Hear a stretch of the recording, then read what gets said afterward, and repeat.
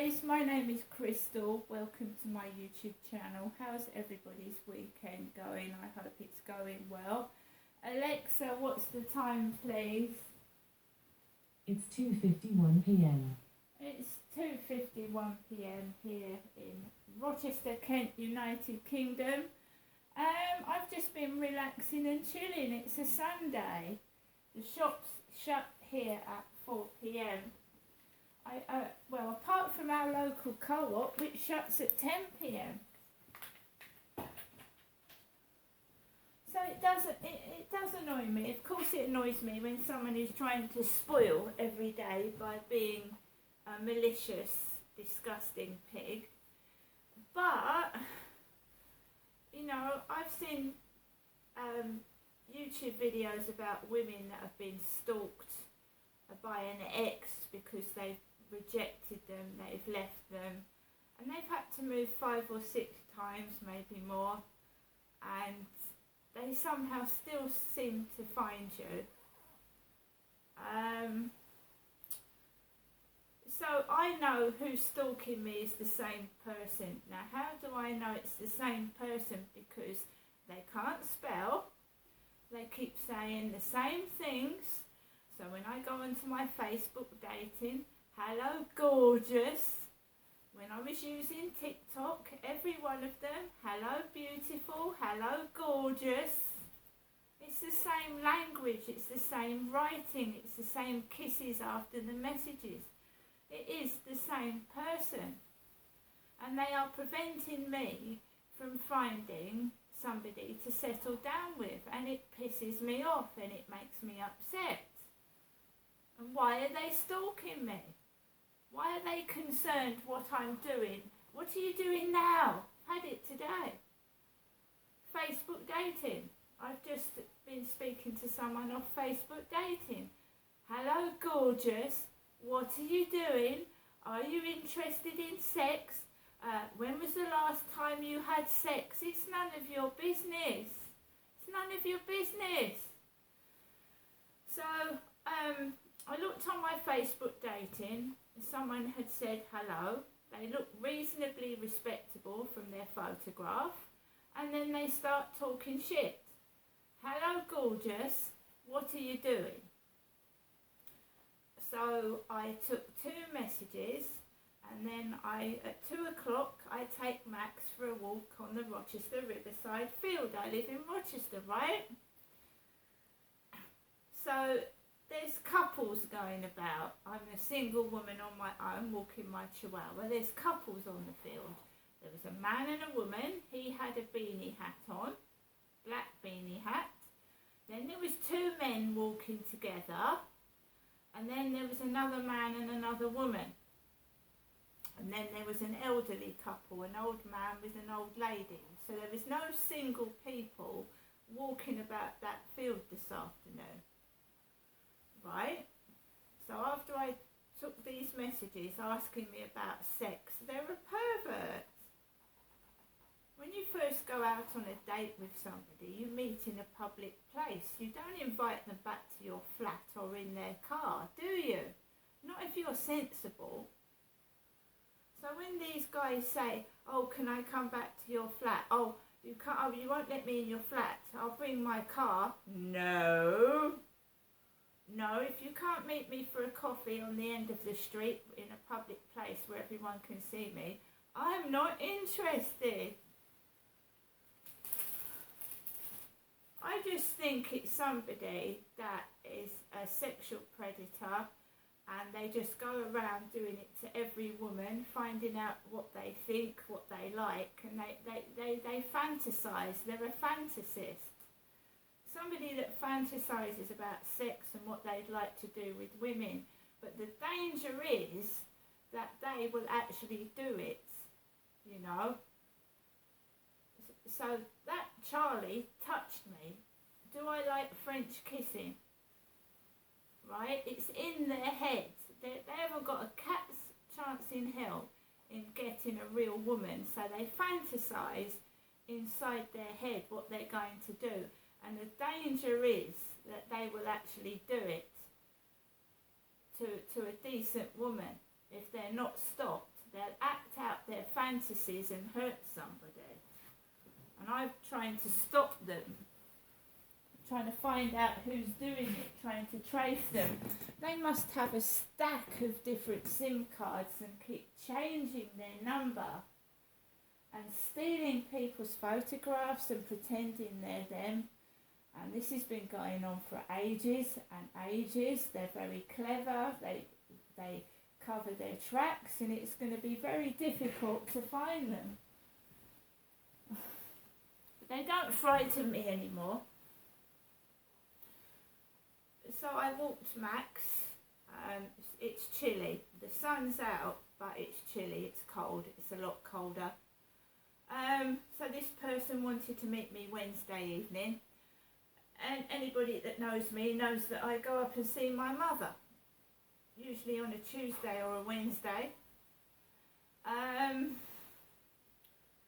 don't go out in the evenings, not when it gets dark early, and I certainly wouldn't meet a strange man in the dark. That's 100% certain. I'm not stupid.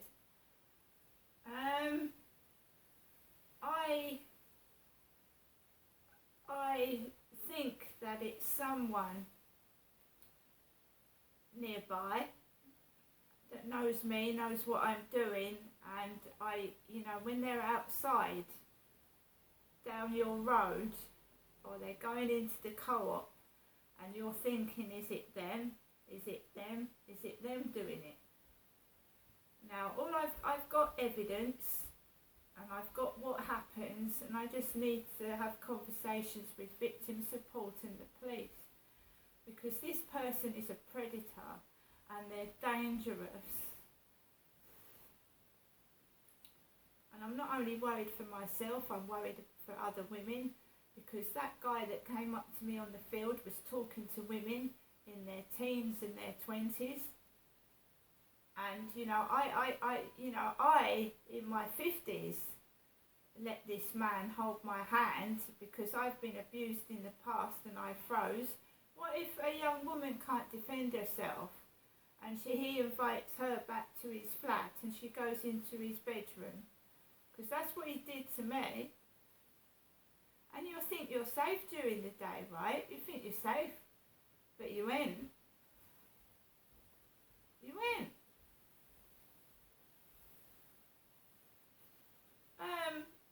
There are killers that attack in broad daylight. What can you do? That's why you arrange to meet in a public place. If somebody's interested in me, all you've got to do is come up to me and say, would you like a coffee? You don't have to talk shit and pretend to be somebody else. I mean, it's pointless. You ain't never going to meet someone with that dirty fucking attitude for a start.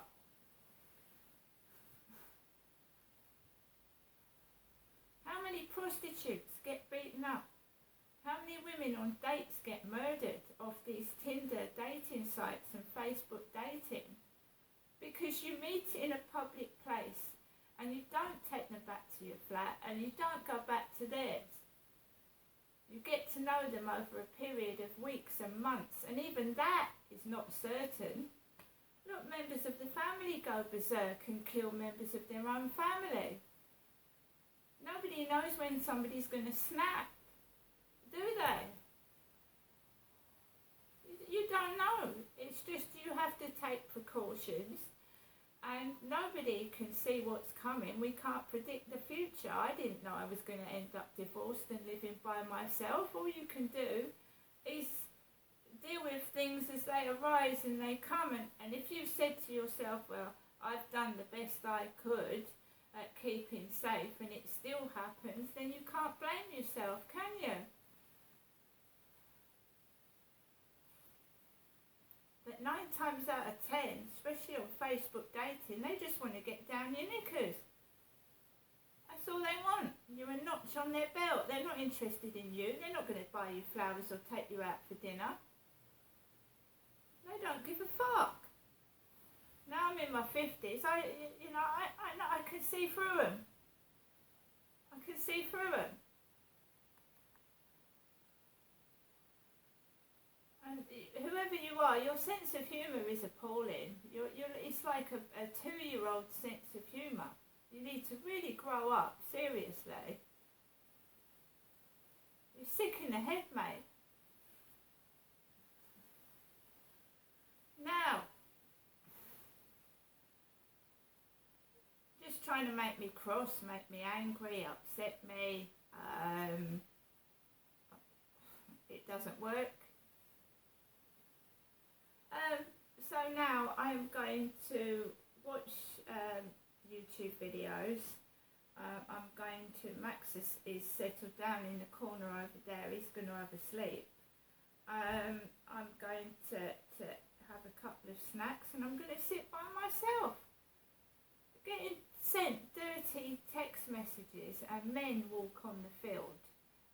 They try and put ideas in your head, but you've got to remember, I've got a brain and you haven't. Have ya? And I certainly wouldn't go up and talk to strange men. And the only reason I talked to Charlie was because he spoke to me first. I know how many other women he'd been speaking on the field to. I don't know. You see, but Charlie's bald, he's got no teeth, but he goes up to 20, 30 women and he chats them all up. Told you it doesn't matter what you look like. None of the women say no to him. None of them tell him to go away. And I couldn't because I froze. And yeah, he might like me, but I don't like that sort of attention, especially from an older man that should know better.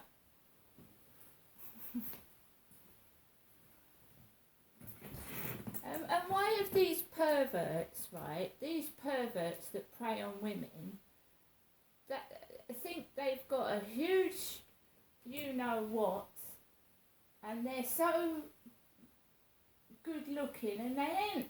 They're not.